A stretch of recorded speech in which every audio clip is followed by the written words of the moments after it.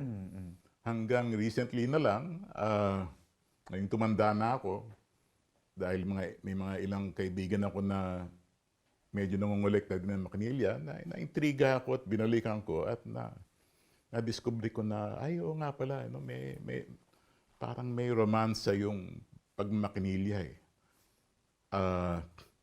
Meron siyang kakaibang karanasan na binibigay sa'yo na iba doon sa paggamit ng computer. Unang-una, sasabihin nga maraming nagmamakinilya, wala kang distraction, hindi ka pwede mag-surf o mag-Google. Halimbawa, may sinusulat ka at may kailangan kang pag-isipan, hindi ka pwedeng tumakbo sa Google para maghanap ng sagot. Talagang pag-iisipan mo yon sa harap ng makinilya. And that does something to your thought process. In a sense, much more intimate thing. You're not connected to anything. You're disconnected from the world. Gusto ko tang tanungin tungkol sa nabanggit mo about yung writing process, no, gamit ang makinilya. Kasi baka hindi masyadong ma-imagine yun ng kasulukuyang henerasyon na lumaki na sa computers.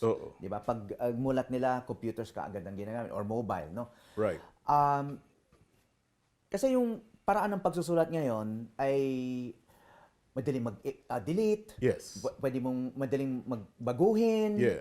We take all of that for granted. Copy-paste. Yes. Moving text around. Right. It's second nature to all of us now, no? Right. Pero yung makinilya, sa writing process, no, especially creative writing, you're not copying from handwritten notes lang, no? So, from your mind, nagtatype ka, paano nagre-revise? Ano yung equivalent ng copy-paste? Halimbawa, anong ginagawa ng manunulat pag makinilya ang ginagamit sa creative process? Ayan ang madugo sa pagsusulat na gamit mo makinilya, lalo na kung creative writing, which really involves a lot of revision. Talagang gagawa ka ng maraming drafts. Paulit-ulit mong itatype at babalikan at babaguhin yung ginagawa mo. Hindi naman kasi mangyayari na isang pasada lang, perfect na. Babalikan mo rin yung kinabukasan, mag-cross out ka ng ganito, sabihin mo, ilipat ka natin itong paragraph na ito doon. Unfortunately, hindi mo pwedeng gawin yan automatically. Kailangan talagang physically, uulitin mo yung proseso. Kaya nga madugo at kaya nga ang pinakamalaking pagkakaiba siguro, kung nagta-type ka, medyo mas deliberate ka eh. Kasi bago mo pindutin yung makinilya, pag-iisipan mo muna yung sasabihin mo ng maigi eh.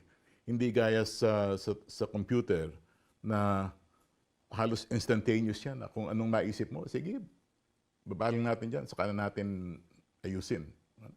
So there's a lot more deliberation in typing on a typewriter. Of course, you can still revise, but you know that will be a very painful process.